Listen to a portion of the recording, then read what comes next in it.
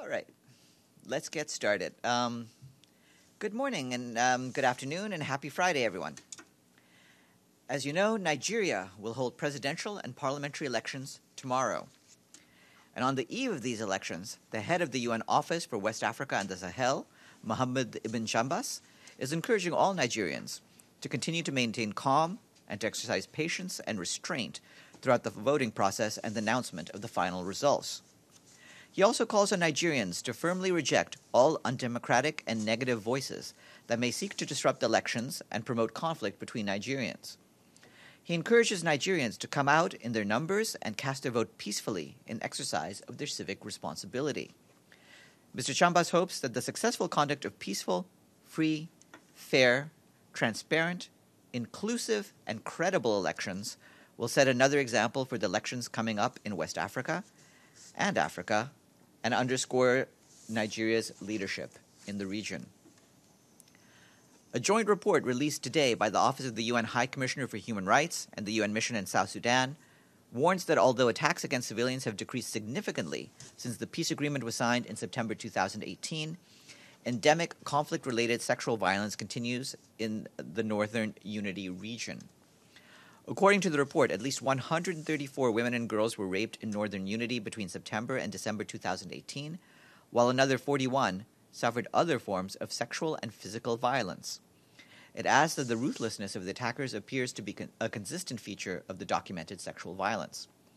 In a press release, the UN High Commissioner for Human Rights, Michelle Bachelet, urges the government of South Sudan to take adequate measures, including those laid out in the peace agreement, to protect women and girls, to promptly and thoroughly investigate all allegations of sexual violence, and to hold the perpetrators accountable through fair trials.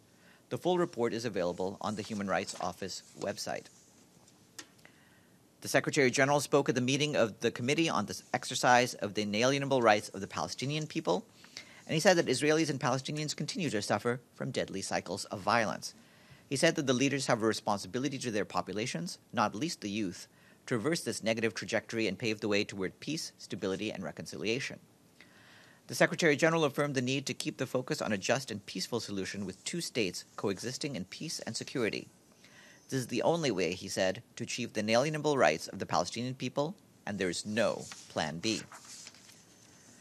The Special Envoy for Syria, Geir Peterson, told reporters in Geneva today that during his recent travels, he has addressed all issues related to governance, to the constitutional process, and the need for UN-supervised elections. He also had in-depth discussions on the refugees issue, on the situation for internally displaced people, on the humanitarian challenges, and on reconstruction. Mr. Peterson emphasized that only a negotiated solution is possible. He said that he intends to be an impartial, careful, and focused mediator, dealing directly with all the parties, and then seeing how we can sort out the issues that so far have made progress so hard to achieve. We have a note to correspondence with the transcript of his press remarks. Yesterday, the United Nations and the Syrian Arab Red Crescent completed the delivery of humanitarian assistance to more than 40,000 displaced people in the remote Rukban makeshift settlement in southeastern Syria on the border with Jordan. This is only the second time that the UN has been able to reach the remote site from within Syria, where the cold winter months have exacerbated an already dire situation. The teams distributed a one-month food ration to more than 8,300 families, along with shelter materials and core relief items, including blankets, sleeping mats, and water containers. Some 10,000 dignity kits were distributed to women and girls, while critical nutritional supplies were provided to young children. On the 26th of February in Geneva, the UN will convene a high-level pledging event for the humanitarian crisis in Yemen, co-hosted by the governments of Switzerland and Sweden. All UN member states are invited, as well as leaders of relevant regional organizations, development finance institutions, UN agencies, funds and programs, and representatives from humanitarian non-governmental organizations. An estimated 80% of the population, 24 million people, require some form of humanitarian or protection assistance, including 14.3 million people who are in acute need. Humanitarian programs last year scaled up to reach 8 million people with direct assistance per month, up from 3.5 million in 2017, making Yemen the largest humanitarian operation in the world. The UN Refugee Agency, the UN Migration Agency, and their partners today launched the 2019 Joint Response Plan for the Rohingya Humanitarian Crisis. The appeal seeks to raise $920 million to meet the needs of more than 900,000 refugees from Myanmar and over 330,000 vulnerable Bangladeshis in host communities. Critical services such as food, water, sanitation, and shelter represent more than half of the funding needs this year. Other key sectors of the appeal include health, site management, protection activities, education, and nutrition. More than 745,000 Rohingya refugees have fled from Myanmar's Rakhine state to Bangladesh since August 2017, escaping violence in Myanmar and joining roughly 200,000 others already displaced in the Cox's Bazar area by previous cycles of violence. More information on the appeal is available online. The Office of the UN High Commissioner for Human Rights has expressed concern about the arrest on libel charges of Maria Ressa, the CEO of the independent news outlet Rappler in the Philippines. While Ms. Ressa was released on bail yesterday, the charges are still pending. The Human Rights Office is calling for an independent and thorough review of all charges against Ms. Ressa and other media professionals in the Philippines. It urges the country's judiciary to safeguard their own independence by throwing out cases that are clearly politically motivated or are not in line with international human rights standards, including freedom of opinion and expression. More information is available on the Human Rights Office website. And I have a personnel announcement. Today, the Secretary General is appointing Major General Mehare Zude Gebremariam of Ethiopia as Force Commander of the United Nations Interim Security Force for Abyei, or UNISFA. He succeeds Major General Gebre Adana Woldesgu of Ethiopia, who will complete his assignment on the 23rd of April 2019.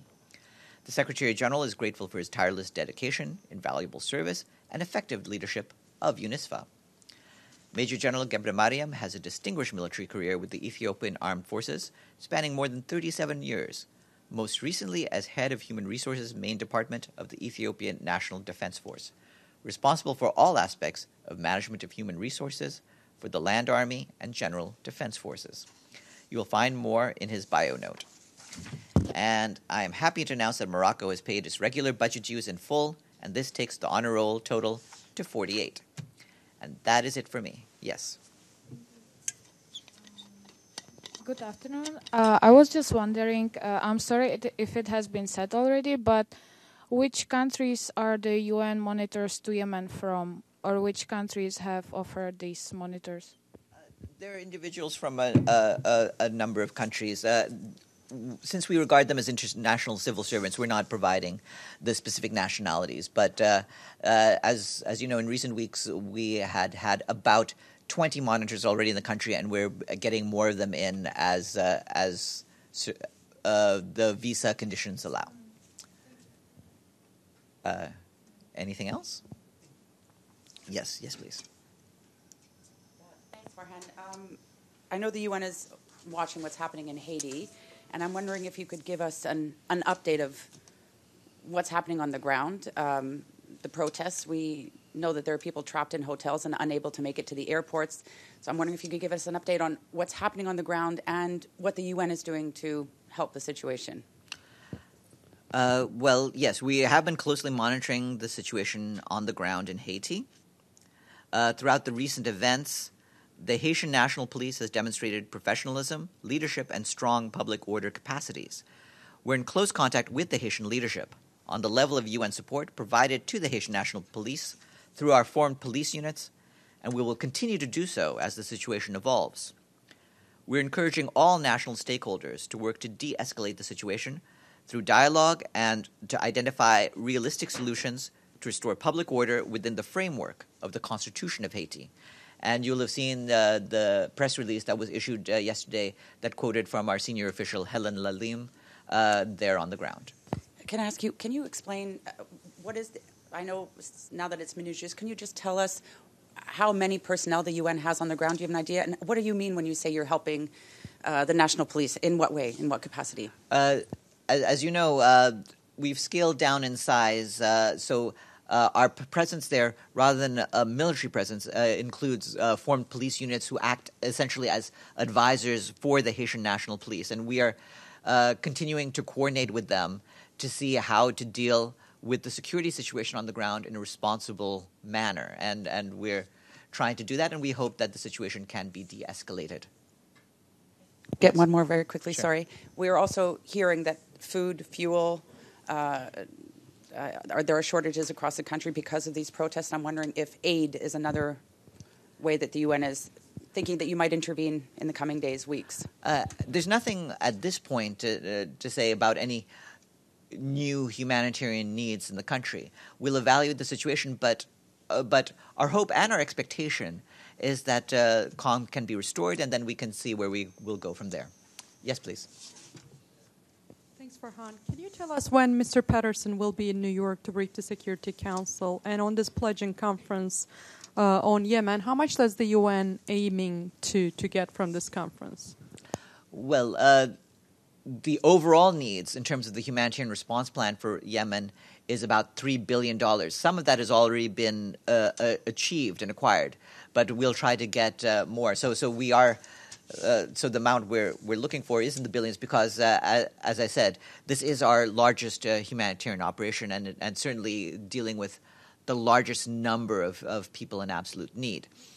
And regarding Mr. Pedersen, I don't have any current plans for him to visit New York to announce just yet.